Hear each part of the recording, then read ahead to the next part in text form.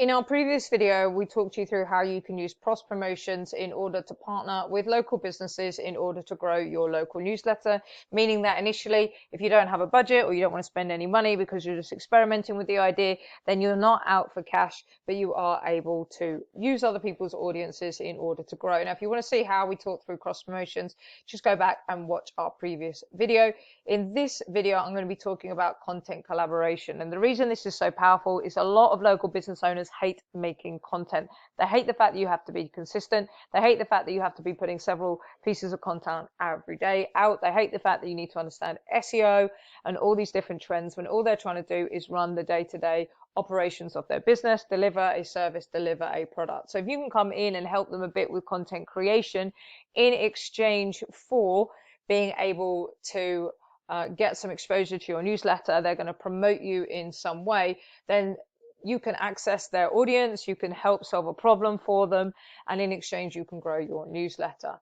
So one of the best ways for you to do this, okay, is first of all team up with local businesses or experts. Now you normally want to go for a well-established large business. This could be a local home services provider like a roofer, it could be an accountant, could be insurance, somebody who's already out there, and you're going to create engaging content for your newsletter, but in exchange they are going to get something out of it as well. So they may also get content that they can put onto their social media, their website. They may get exposure to your audience in a really nicely and well done way, which is going to allow them to grow their own business and get exposure in the local community without themselves having to create the content.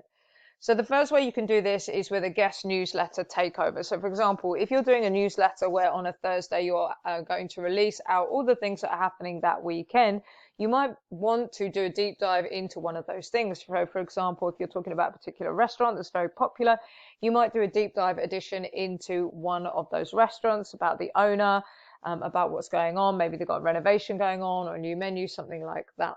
You might release that particular takeover on a different day.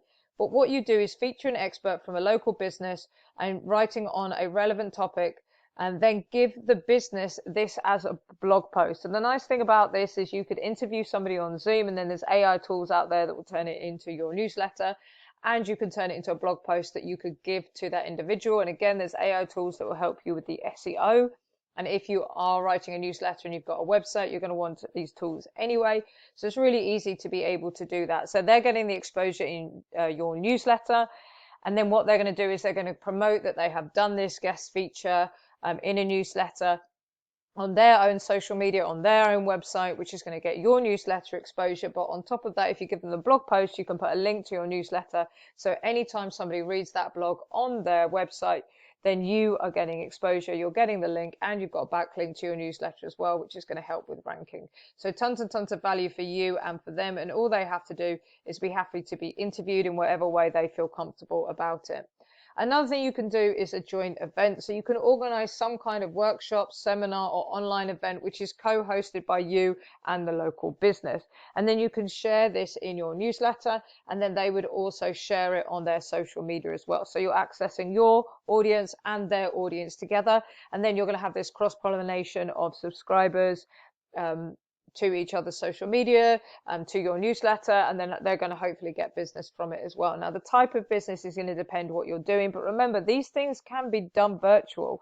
And don't, just because a roofer or a plumber might not be interested in this kind of thing, there are people out there that are. So find people that are already active on social media. Maybe somebody who's a bit of a local influencer, or maybe somebody who's maybe has like a parenting coach, or somebody who's out there already making a ton of content. You know that they're happy to talk on camera, which means they'll be happy to talk in front of people. And you can do this online, or you can do it face to face. Get people over.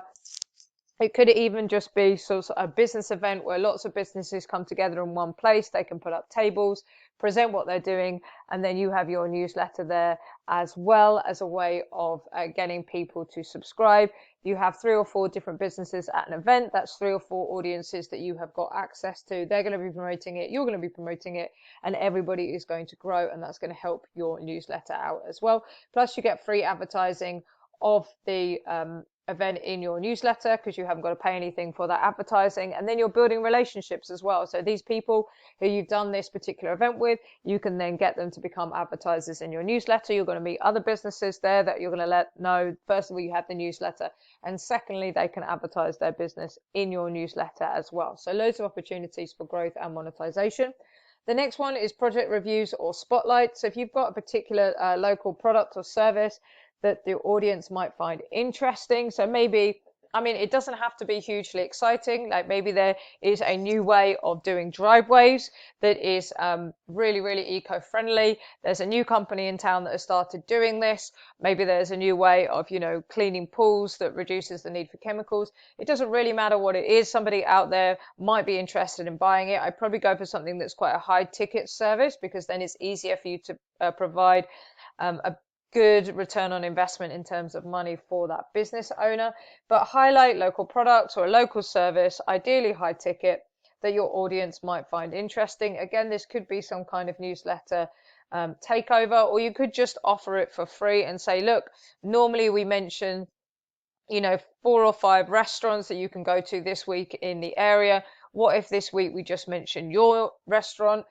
We go into it in a bit more detail. Instead of an entire takeover of a newsletter, we just take over a section of it, and in a you know, in exchange, will you do X, Y, and Z in order to help me grow my newsletter? They're getting, excuse me, they're getting a huge amount of attention. They're getting lots and lots of exposure, and you are getting exactly the same inside their restaurant, their business. You can put flyers up, you can put business cards out. You could ask for them to attach something to a menu for a couple of weeks that promotes the newsletter. You know, maybe go around and clip business cards or small paper flyers that will promote the newsletter for a couple of weeks to their lunch menu. You know, whatever you can work out with that the business owner is happy to do, and then you can give them an exchange of value in return. The next thing that I want to talk to you about, the next idea, is a social media takeover. Now, we've kind of already hinted to this already, because social media is so powerful. But if you were able to take over their social media for the day, then first of all, they haven't got to worry about social media at all, because you're going to do it that particular day. But you can provide huge value for their audience. So for example, if you've got somebody out there and they're in the sort of business niche, so maybe there's somebody who is a business expert in the local area. Maybe, for example, let's say that they are a web design company, but they don't have any you know, knowledge about social media, but that's something that you're pretty good at, and you've shown that because of your newsletter. You can go onto their social media, you can educate their audience, which is going to be mainly business owners, all about social media in the local area, things they should do, don't do. You could do this with graphics, you could do this with written posts, you could do this with videos. It doesn't really matter, but you provided a huge amount of value to that particular business's audience, and what you've done in exchange is you've been able to access their audience. So even if it's a web design company with only, you know, 500, 1,000 people on their Facebook, if they are active and you are going live on their page teaching something, or you're posting you know, a few posts a day over a week, they are going to get huge value. The person you're doing that for is going to benefit from it. You could get business from it yourself. Remember, when we start these local newsletters, yes, it's about monetizing the newsletter, but you can offer additional digital marketing services on top. You can deliver it. You know, if you've got the social media skills, you might get some clients from it yourself. So you've got your newsletter and additional clients, or you can white label out the service. So for example, our business, we can white label out services for people. So if you don't know how to do a particular skill, you can hire a company like ours. You can go away and do a Google search and find somebody that you could hire to fulfill the service for you, if you can talk about it, but you don't have time in order to be able to fulfill it. And then obviously that gives you the opportunity the entire time to be able to promote your newsletter, excuse me, and get people to sign up. If you want to learn more about local newsletters, then you can watch the videos on the screen now, or you can go down into the description, click the link, and see more of our tools and training that we have available. We'll see you in the next one, where we're going to cover this section down here.